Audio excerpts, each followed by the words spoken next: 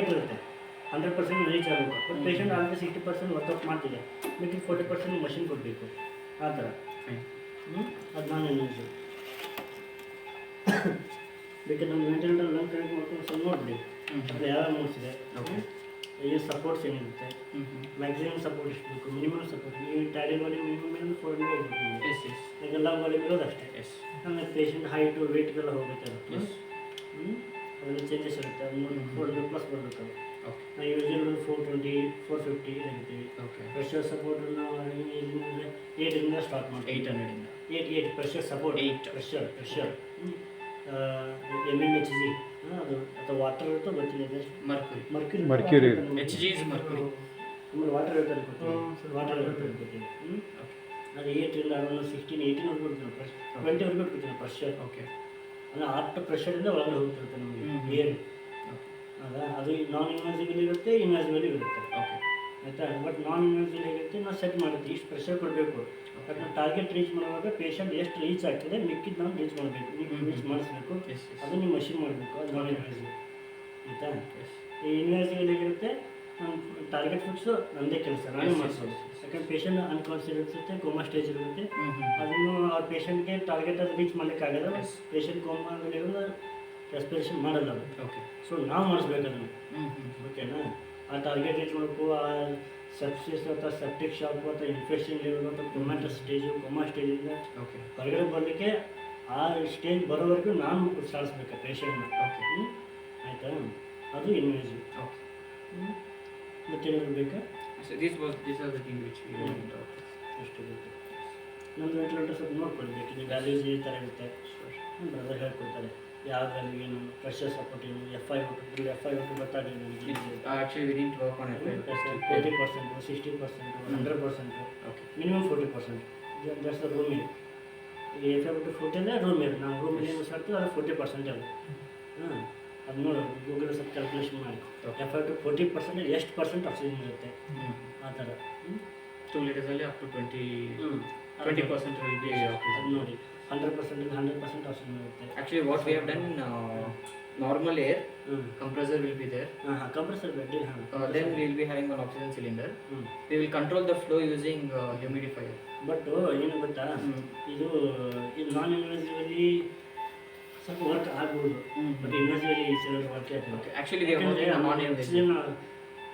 Amount ಜಾಸ್ತಿ ಬೇಕಾಗುತ್ತೆ. ಈ ಸಿಲಿಂಡರ್ ನಡೆಯಲ್ಲ. ಈಗ ಆಕ್ಸಿಜನ್ ಹೊರಗಡೆ ಸಿಲಿಂಡರ್ ತಗೋದು ದೊಡ್ಡದು ಕಂಟೈನರ್, ಅದರಿಂದ ಸಪ್ಲೈ ಬರಬೇಕು. ನಮ್ಮ ನೋಡಿ ಸಿಲಿಂಡರ್ ಒಂದು ಇಲ್ಲ, ಡೈರೆಕ್ಟ್ ಸಪ್ಲೈ ಆಗುತ್ತೆ.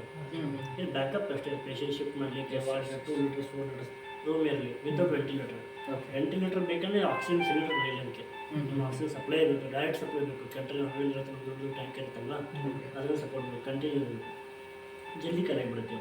ಇದು ಕಾನ್ಸಂಟ್ರೇಟರ್ ತೊಗೊಂಡು ಕಾನ್ಸಂಟ್ರೇಟರ್ ವರ್ಕ್ ಆಗುತ್ತೆ ಸರ್. ಯಾಕಂದರೆ ಅದು ಮ್ಯಾಕ್ಸಿಮಮ್ 5 ಲೀಟರ್ಸ್ 6 ಲೀಟರ್ಸ್. ಆಮೇಲೆ FI/40 ಎಷ್ಟು ಪರ್ಸೆಂಟ್ ಅದು ಎಷ್ಟು 2 litre 20% we can calculate. up to 100% we can. ಈಗ ಪೇಷಂಟ್ 100% ಬೇಕಂದ್ರೆ ಇದು 2-3% ಕಲೆ ಆಗ್ಬಿಡುತ್ತೆ. 100% ಕೊಡ್ಬೋದು. ಲೈಕ್ ಡೈರೆಕ್ಟ್ ಔಟ್ಲೆಟ್ ಇಂದ ತಗೋಬಹುದು. ಅದನ್ನ ಇಲ್ಲಿ ಕನೆಕ್ಟ್ ಮಾಡಬೇಕು. ಸಿಲಿಂಡರ್ ಕನೆಕ್ಟ್ ಮಾಡೋಕ್ಕಾಗಲ್ಲ. Cylinder we are not just for testing purpose. ನಾವು ಟೆಸ್ಟಿಂಗ್ ಪರ್ಪಸ್. ಓಕೆ. ನೀವೆಲ್ಲ ರೆಡಿ ಆದ್ಮೇಲೆ ಬೇಕಿದ್ರೆ ಒಂದ್ಸಲ ಯಾವ್ದಾದ್ರು ಹಾಸ್ಪಿಟಲ್, ನಮ್ಮ ಹಾಸ್ಪಿಟಲ್ ಯಾವ್ದಾದ್ರು ನೋಡ್ಕೊಂಡು ಡೈರೆಕ್ಟ್ ನಾವು ಆಕ್ಸಿಜನ್ ಇನ್ಲೇಟರ್ ಇರುತ್ತೆ, ಅದಕ್ಕೆ ನೀವು ಕನೆಕ್ಟ್ ಮಾಡಿದ್ರೆ ನಿಮ್ಮದು ಎಷ್ಟು ನೀವು ಟೆಸ್ಟ್ ಚೆಕ್ ಮಾಡಿ. ನಾವು ಟೆಸ್ಟಿಂಗ್ ಗೋಸ್ಕರ we used cylinder. In real lifetime ಏನು ಮಾಡ್ತೀವಿ, there will be 2 ports, right? One will be for oxygen, one will be for normal air. We are going to give it in certain ratios and we are going to get the output. Similarly only we are going to machine support ಮಾಡುತ್ತೆ ನೋಡಬೇಕು. Circuit ಎಲ್ಲ work up ಆಗುತ್ತೆ. Yes, that one will check ಮಾಡ್ತೀವಿ. ಒಂದ್ಸತಿ like normal ಆಗಿ ಒಂದು round test ಮಾಡ್ಕೊಂಡ್ರೆ we'll be getting the what is the value we are getting, whether we are right or wrong. Because initial stage ಅಲ್ಲ. ಆಮೇಲೆ modes ನೋಡಿ, modes ಒಂದು 2-3 modes minimum basic modes ಬರುತ್ತೆ. ಅದೆಲ್ಲ ಬೇಕಾಗುತ್ತೆ. ನಾನ್ ಇನ್ವಾಸಿವ್ ಏನಿರಲ್ಲ, ಒಂದೇ ಫಿಕ್ಸ್ ಮೋಡ್ ಇರುತ್ತೆ. ನಾನ್ ಇನ್ವಾಸಿವ್ ಅಷ್ಟೇ. ಇನ್ವಾಸಿವಲ್ಲಿ ಬೇರೆ ಮೋಡ್ಸ್ ಬರುತ್ತೆ. ನಮಗೆ PRVC ಮೋಡ್ ಬರುತ್ತೆ ನೋಡಿ, ಇನ್ವಾಸಿವಲ್ಲಿ ಬರ್ತದೆ, SIV ಮೋಡ್ ಬರುತ್ತೆ. ಸ್ವಲ್ಪ ನೋಡಿ ಸ್ವಲ್ಪ. Actually we are working on non-invasive measure.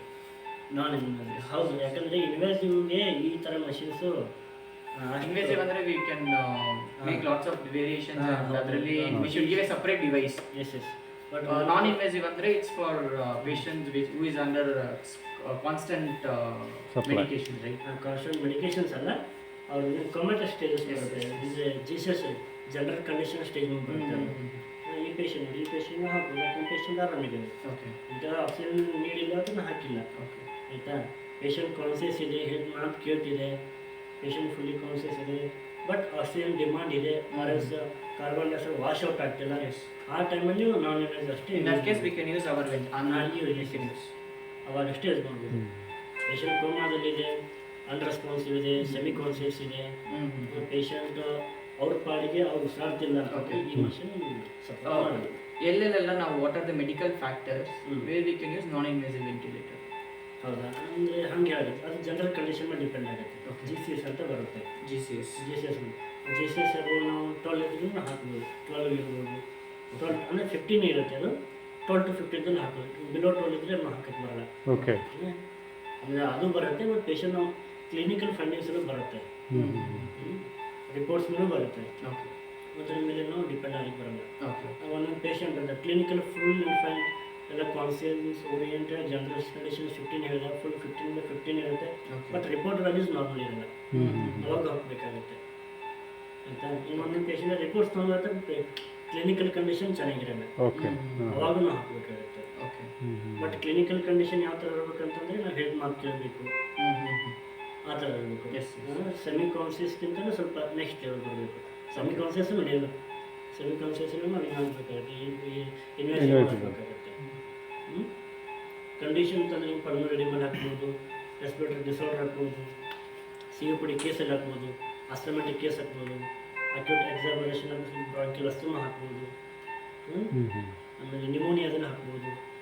But ನಿಮೋನಿಯಲ್ಲಿ patient ಯಾವ ಕಂಡೀಷನ್ ಅದನ್ನು ನೋಡ್ಬೇಕು ಮಾಡ್ತೀವಿ. ಇದೆಲ್ಲ ಕಂಡೀಷನಲ್ಲಿ ಪೇಷಂಟ್ ಕ್ಲಿನಿಕಲ್ ಕಂಡೀಷನ್ ಯಾವುದು ಥರ ಇದೆ ನೋಡಬೇಕು. ಈ ಡಿಸೀಸಲ್ಲಿ ಪೇಷಂಟು ಸೆಮಿ ಕಾನ್ಸಿಯಸ್ಗಿಂತ ಮೇಲ್ಗಡೆ ಅಥವಾ ಜನರಲ್ ಕಂಡೀಷನ್ ಅಬೌಟ್ 12 ಅಥವಾ 15 ಇದೆ, ಬಟ್ ಅವ್ನು ಉಸಿರಾಡಕ್ಕೆ ಆಗಲ್ಲ. ಪೇಷಂಟ್ ಆರಾಮಿದೆ, ಅವ್ನು ಉಸಿರಾಡ್ತಾನೆ ಅಂತ ಅವನೇ ಹೇಳ್ತಿದ್ದಾನೆ, ಅವಾಗ ನೀವು ನಾನ್ ಎನರ್ಜಿ ಯೂಸ್ ಮಾಡ್ಬೋದು. ಪೇಷಂಟ್ ಹೇಳ್ತಾನಿಲ್ಲ